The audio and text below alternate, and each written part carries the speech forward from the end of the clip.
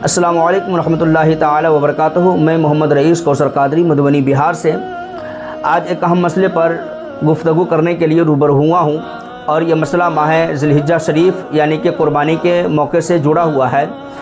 माह ज़िलहिज्जा शरीफ के चाँद निकलते ही इंसानों के अंदर में एक कन्फ्यूज़न पैदा हो जाता है, एक खलफशारियत पैदा हो जाती है और इंसान परेशान हाल होता है कि क्या माह ज़िलहिज्जा शरीफ के चाँद निकलने के बाद इंसान अपने बाल कटवा सकते हैं या नहीं, या फिर अपने बगल के बाल साफ़ कर सकते हैं या नहीं, ज़ेर नाफ की बाल की सफाई हो सकती है या नहीं हो सकती है।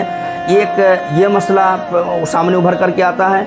दूसरा मसला ये आता है कि अपने फौतशुदा वालिदैन यानी कि माँ और बाप दुनिया से अगर गुज़र गए हैं तो क्या उनके नाम की हम कुर्बानी कर सकते हैं या नहीं कर सकते हैं। तीसरा ये कि क्या कुर्बानी के हिस्सों में यानी कि कुर्बानी के जानवरों के हिस्सों में क्या हम अकीका की नियत कर सकते हैं या नहीं कर सकते, यानी कि अकीका का हिस्सा हम रख सकते हैं या नहीं रख सकते हैं। तो आइए इन तीनों सवालों का जवाब मतवातिर अंदाज में हम देने की कोशिश करेंगे, बिल्कुल कुरान और हदीस की रोशनी में। इंशाअल्लाह ये बात आपको बहुत ही मुफीद साबित होगी।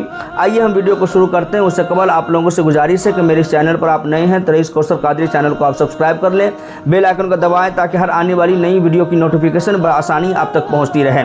आइए वीडियो को शुरू करते हैं। सबसे पहला मसला, क्या कुर्बानी के हिस्से में अकीका का हिस्सा शामिल कर सकते हैं या नहीं कर सकते हैं। तो इसका सीधी जवाब यह है कि हाँ, आप कुर्बानी के जानवरों के हिस्से में आप अकीका का हिस्सा शामिल कर सकते हैं। हनाफ के नज़दीक यानी मसलक हनफिया के नज़दीक ये जायज़ है और मुस्तहसन है। गाय, ऊँट, भैंस इनमें 7 हिस्से होते हैं। अगर कोई इंसान 6 हिस्सा कुर्बानी का रखा, 1 हिस्सा अकीका का रखा तो ये जायज़ है। इसकी दलील क्या है। हजरत जाबिर रज़ियल्लाहु ताला अन्हु फरमाते हैं कि नबी करीम सल्लल्लाहु ताला अलैहि वसल्लम के ज़माने में कुर्बानी के जानवरों में 7 हिस्से रखे जाते थे, जिनमें 6 हिस्से कुर्बानी के और 1 हिस्से अकीका का भी रखते थे। ये सही मुस्लिम शरीफ की हदीस है, हदीस नंबर 1313, आप इसको नोट कर लीजिएगा। फुक़हा ने लिखा है कि अगर 7 में से कोई हज का दम दे रहा हो, कोई कुर्बानी का अकीका हो, तो ये सब के सब जायज़ है, क्योंकि मकसद सबका तक़र्रुब इल्लाह है, यानी कि अल्लाह की कुर्बत हासिल करने का है।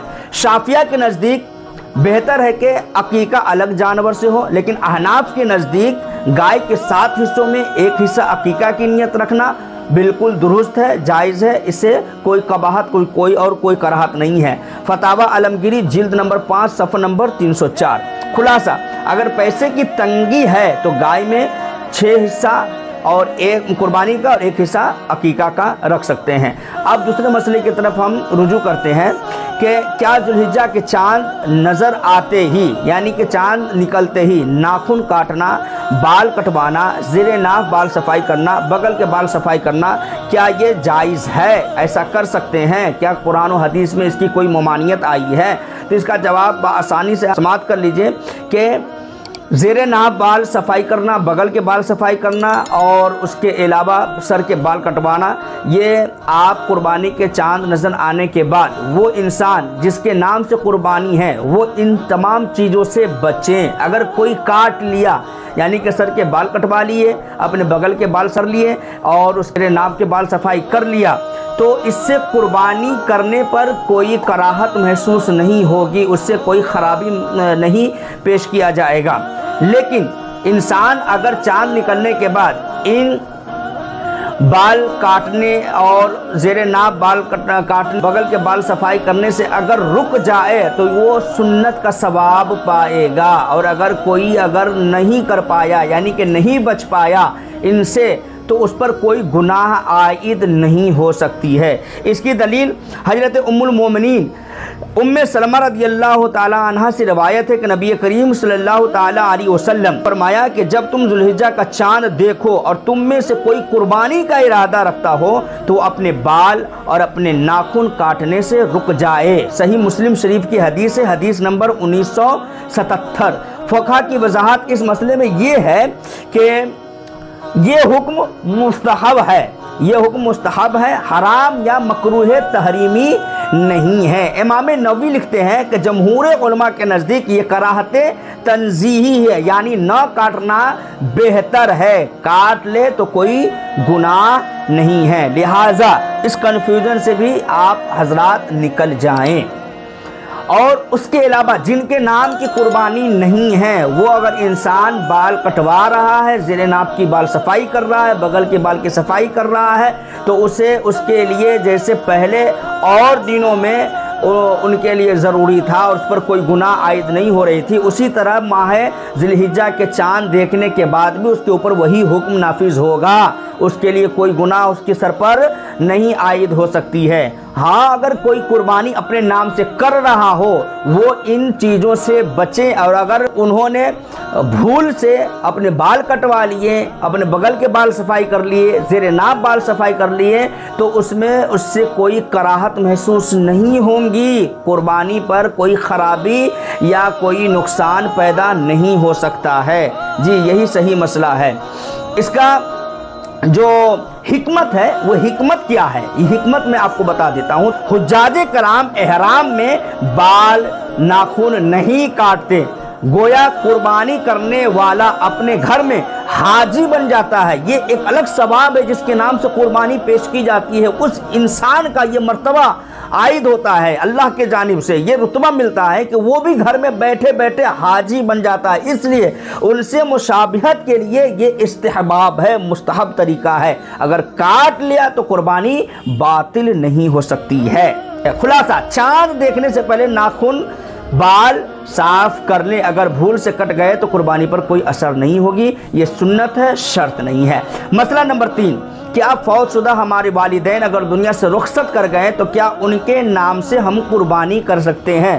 یہ مسئلہ ہمیں رات میں بھی ایک فون کال کے ذریعے سے آیا تھا، جس کا میں ازالہ کرنا مناسب سمجھا ہوں، چونکہ اس طرح کے ہمارے سماج میں بہت سارے لوگ ہیں جو اس مسئلے پر آ کر کے رک جاتے ہیں، تھرا جاتے ہیں، تو لہٰذا سن لیجئے۔ تو جو فوت شدہ انسان ہمارے والدین یا والدہ یا والد یا جو بھی دنیا سے گزر گئے، ان کے نام سے اگر قربانی کرنا چاہتے ہیں تو بالکل آپ کر سکتے ہیں، شریعت اسے اجازت دیتی ہے، اس میں آپ کا ثواب کا کام ہے اور ان کے نام کا آپ اصالِ ثواب قربانی کے جانور قربان کر کے پیش کر سکتے ہیں۔ حضرت عائشہ صدیقہ رضی اللہ تعالیٰ عنہ فرماتی ہیں کہ رسول اللہ صلی اللہ تعالیٰ علیہ وسلم نے قربانی کے جانور کے وقت فرمایا کہ اللہ کے نام سے اے اللہ محمد اور آل محمد اور امت محمدیہ کی طرف سے اس جانور کو قبول فرما۔ نبی کریم صلی اللہ تعالیٰ علیہ وسلم نے اللہ کے نام کے ساتھ ساتھ محمد صلی اللہ تعالیٰ علیہ وسلم یعنی اپنے نام اور امت محمد کے نام اور آل رسول کے نام سے بھی آپ نے قربانی پیش کر کے یہ دعوت فکر دیا کہ اپنے جانے والے لوگوں کے نام سے آپ قربانی پیش کر سکتے ہیں۔ یہ حدیث ہے صحیح مسلم شریف، حدیث نمبر 1967 1967۔ پتہ یہ چلا، ثابت یہ ہوا کہ اپنی طرف سے دوسروں کو بھی ثواب پہنچانے کے لیے قربانی پیش کر سکتے ہیں۔ ایک اور دلیل پیش کر دیتا ہوں، صحابہ کرام رضی اللہ تعالیٰ عنہم اجمعین کے جانب سے بھی اس طریقے کا عمل سامنے آیا۔ حضرت علی رضی اللہ تعالیٰ عنہ نبی کریم صلی اللہ تعالیٰ علیہ وسلم کی وفات کے بعد ہر سال نبی کریم صلی اللہ تعالیٰ علیہ وسلم کی طرف سے 2 مینڈھے ذبح کرتے تھے، گویا پتہ یہ ہمارے درمیان سے جو گزر گئے ہیں لوگ ان کے نام کی قربانی پیش کر سکتے ہیں۔ یہ حدیث ہے سنن ابی داؤد شریف، حدیث نمبر 2790، اور یہ حدیث حسن ہے۔ اب فقہ کا حکم کیا ہے اس تعلق سے؟ امام اعظم ابو حنیفہ رضی اللہ تعالی عنہ اور امام شافعی اور امام احمد بن حنبل سب کے نزدیک میت کے لیے قربانی کرنا جائز ہے اور مستحب ہے۔ الفتاوۃ الہندیہ جلد نمبر 5 صفحہ نمبر 304۔ صورت اگر میت نے وصیت کی تھی کہ ہمارے نام سے قربانی کرے تو اس کے مال میں سے قربانی کے جانور کا پیسہ الگ کرے اور ان کے نام کا قربانی کا جانور خریدے اور پھر ان کے نام سے قربانی پیش کرے، یہ قربانی کرنا واجب ہوگا۔ اگر وصیت نہیں کی تھی تو انسان جو صاحب نصاب ہے پہلے اپنے نام کا قربانی کرے، اس کے بعد اگر مال بچ رہا ہے، پیسے بچ رہے ہیں، تو پھر آپ اپنے فوت شدہ لوگوں کے لیے آپ ان کے نام سے قربانی پیش کر سکتے ہیں، یہ ان کے لیے ایصال ثواب کا کام کرے گا۔